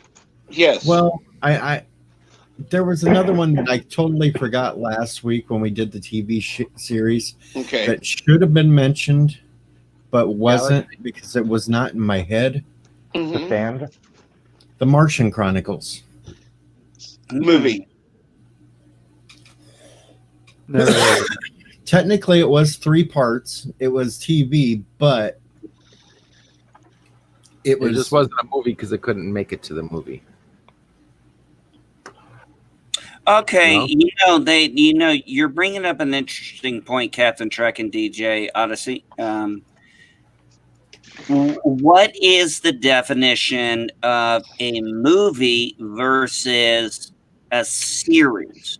We have, is a movie only a movie in a theater, or we have what they call TV movies, but doesn't that qualify as a movie? So, Of course. the concept of would we qualify it? I don't know. We have Star Wars, and we have movies, and they tell a story. But then we also have Rebels and Clone Wars TV series. So For example, like Children of Earth, that's a 3-part miniseries or mini movie. I know what you mean. But that's why I'm just saying, where do we do? I mean, is the definition of a movie and a series really the same thing? Harry Potter was 8 movies, but it was still a series, right?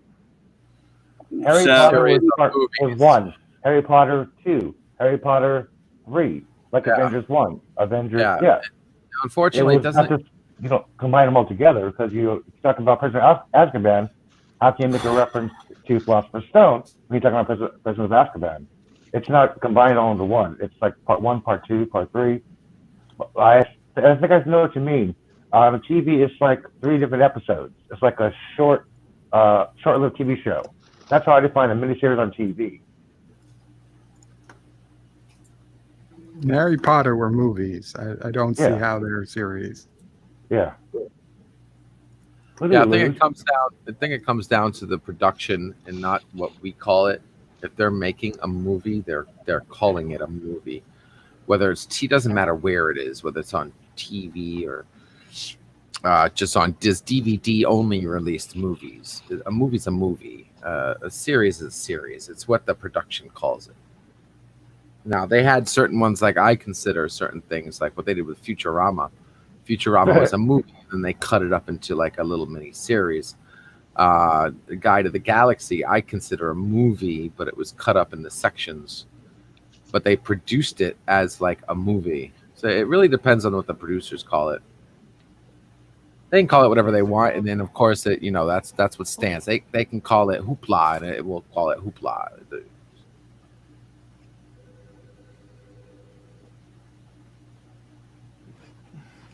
Yeah, on that note.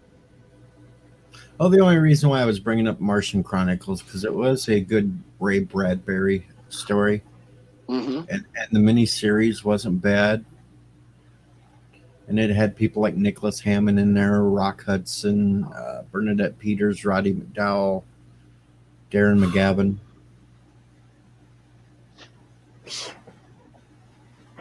Now, I'd like to know where the term movie came from. That'd be interesting. I think Edison. Moving pictures? Yep. Yes. Yeah, but how did the term movie? I know it's motion pictures, but how did they get movie? A specific term.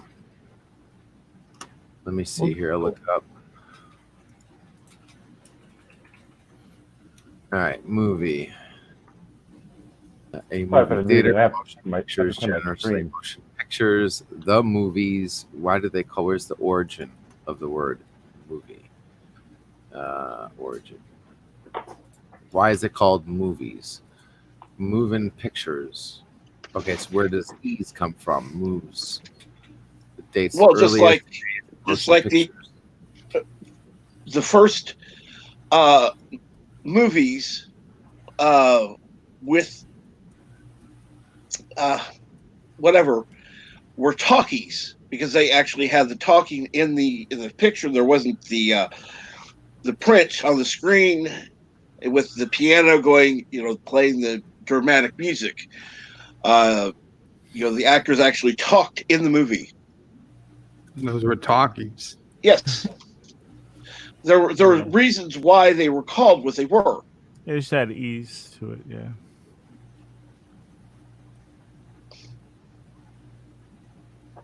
And they were just moves then. They were moving movies. That's I don't know. That's just weird. That's a weird one. I don't know. Well, we kind of ran a big, long gambit of movies today. We've come up with a lot of them. There are a lot of movies out there.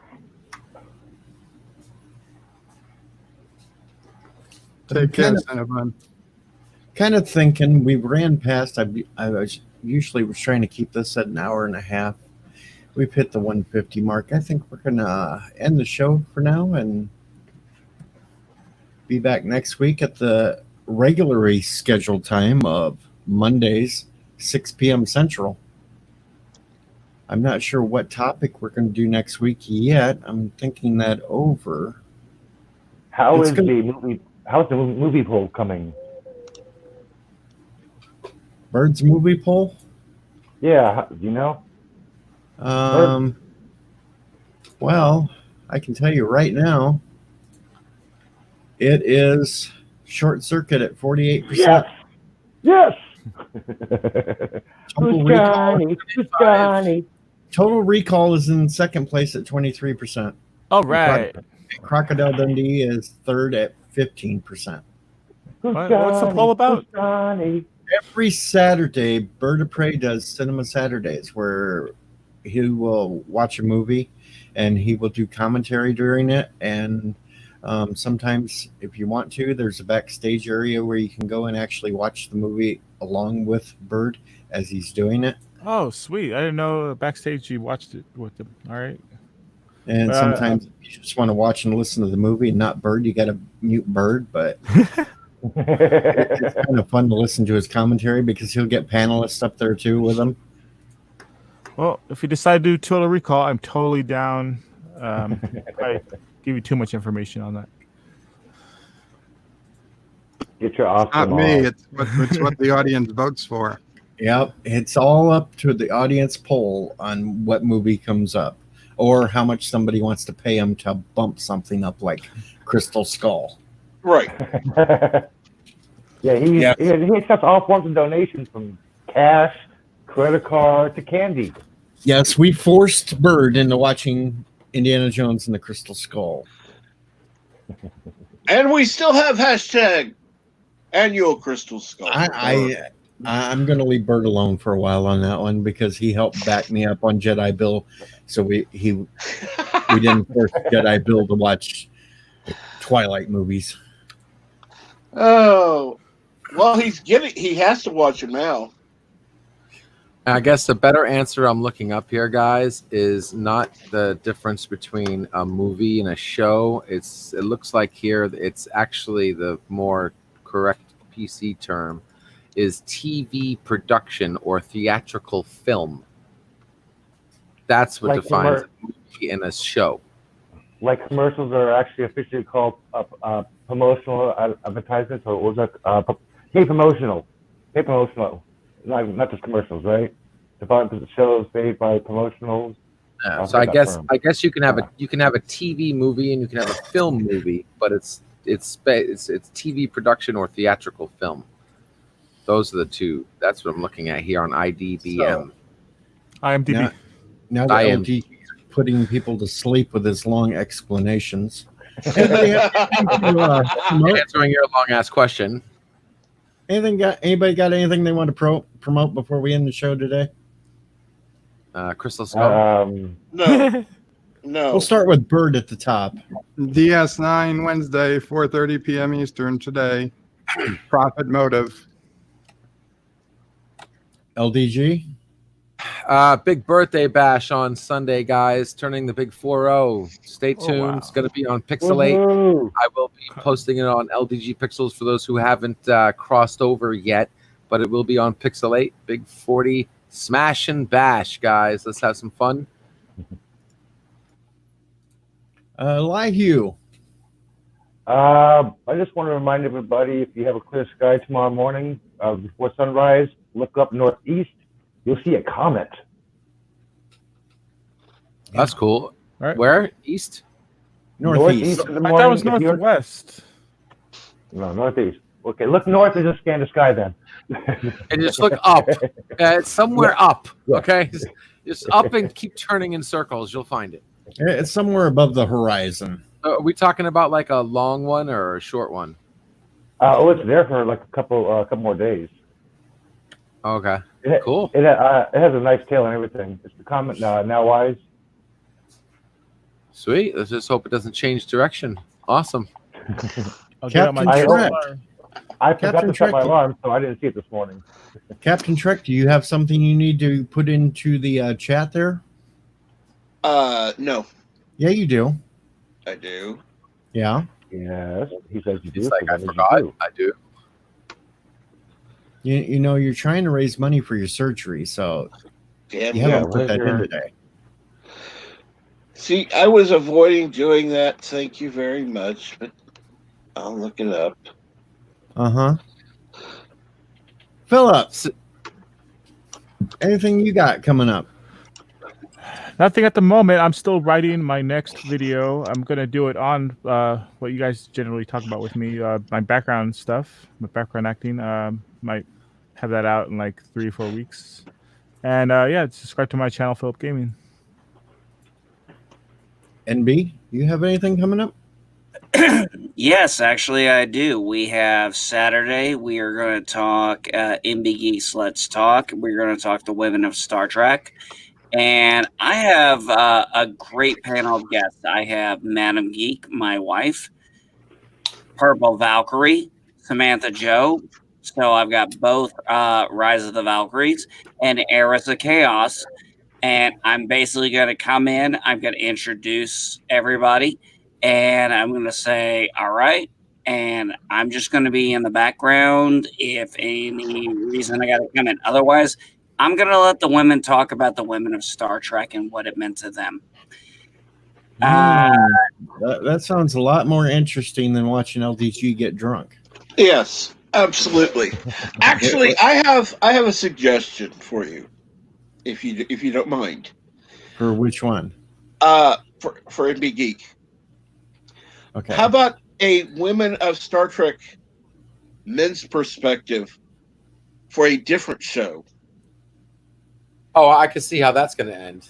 Yeah, it's going to end up like a horn dance. How would you like your I panel don't deleted in mean that. seconds? I'm not talking like that. For God's sake. I honestly Here think comes Deanna Troy's cleavage. How would you like your first video to break records on downvotes? Hey, I'm still waiting on you to tell me if we're gonna do that Corks bar on Friday. Oh God. Okay, I'll be there. Oh, LDG. By the way, my favorite. For anybody who doesn't know, this is my favorite man crush, LDG. He knows it. Pickle. I want to do a Friday special. It's going to be Corks Bar. It's going to go my Corks Bar playlist, not my 10 Ford. And I want to talk about that wonderful, beautifully artistically done trailer for Lower Decks. And I'd love for us to talk about what we are so excited about. You know, I have a friend, Rock Solid Productions, who has a much better term for that. Star Failure? Trek, lower standards. Yeah, failure. People are not really liking it. Producers, Hollywood. Well, Producers, no, I disagree. Wait, There wait are a minute. people, I mean, there how are can they people not who like it. I mean, how fans can are you liking not- it, but producers No. are not. The comments have been disabled. The like to dislikes have been disabled. You know, we don't know.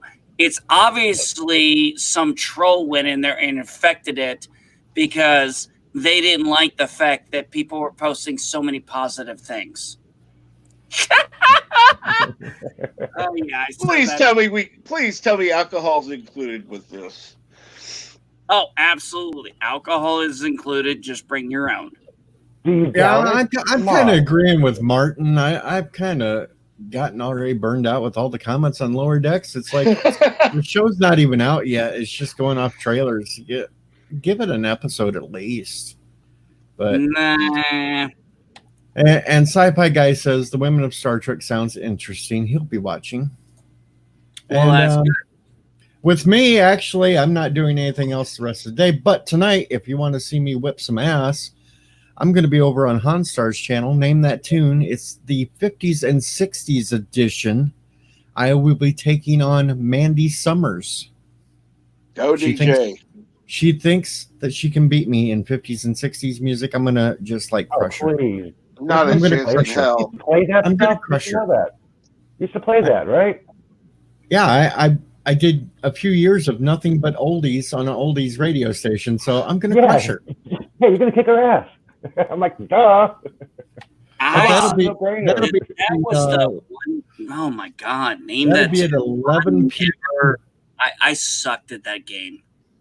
11 p.m. Eastern tonight, 10 Central, because 10 Central is the most important time zone because Damn it right. is central and everybody revolves around it.